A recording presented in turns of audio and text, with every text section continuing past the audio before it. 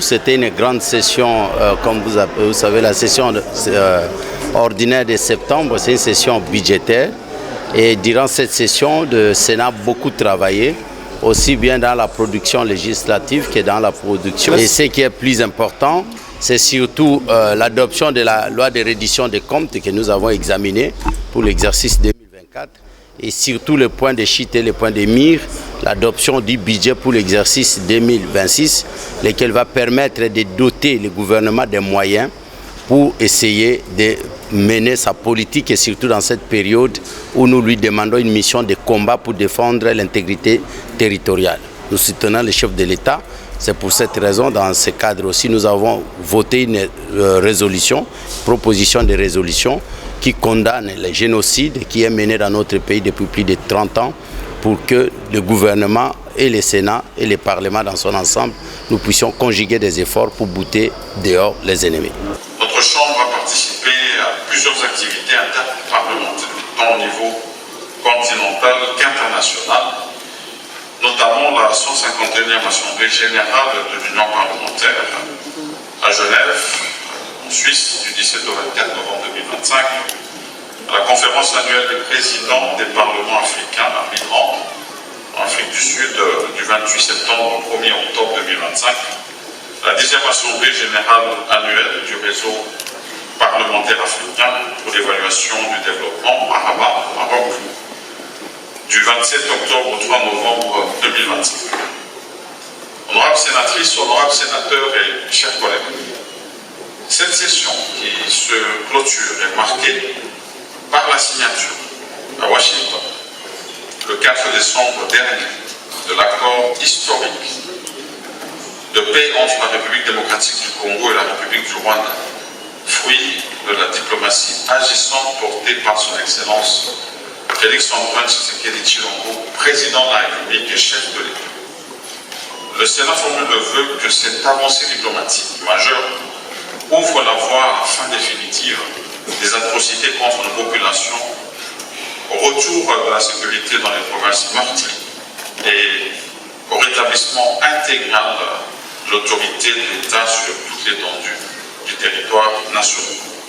Cependant, comme l'a rappelé son Excellence M. le Président de la République et chef de l'État, à l'occasion de son discours sur l'état de la nation le 8 décembre 2025, des violations avérées de cet accord par le Rwanda ont déjà été constatées sur le terrain, notamment dans les zones de Kamanyola, Vungi, Kakamba, Berouzi, Sangue, Ouvira et leurs environs.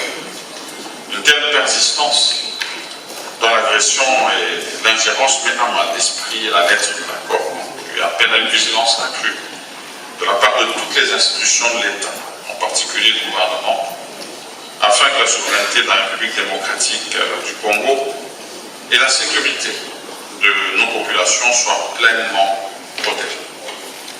Il y a lieu de noter, outre cette situation qui continue à occasionner des morts de toutes sortes, d'atrocités, des défis sécuritaires majeurs mettent à rude épreuve la stabilité de notre pays. En effet, à l'est du pays, des groupes armés, à côté de la FC-23 et des ADF et d'autres milices persistent dans leur action criminelle, causant des morts, des déplacements massifs et un drame humanitaire affectant des millions de nos compatriotes. Dans le Grand Ouest, l'activisme des groupes Morono compromet la cohésion sociale et la libre circulation des personnes et des biens.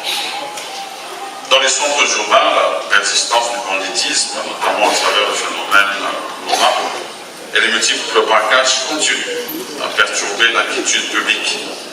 À cet égard, le Sénat encourage à nouveau le gouvernement à poursuivre ses efforts en vue du rétablissement complet de la paix et de la sécurité.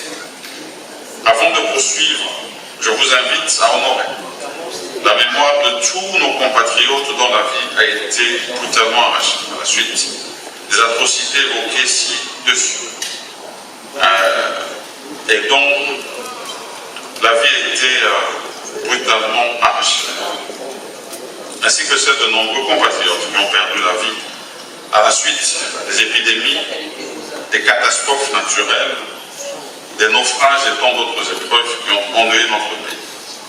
Et dans le même registre, je tiens à exprimer ma profonde reconnaissance au courage et au sacrifice des éléments des forces armées, des services de sécurité ainsi que des groupes d'autodéfense des Wazalendo tombés au front dans l'accomplissement de leur devoir de défense de la patrie.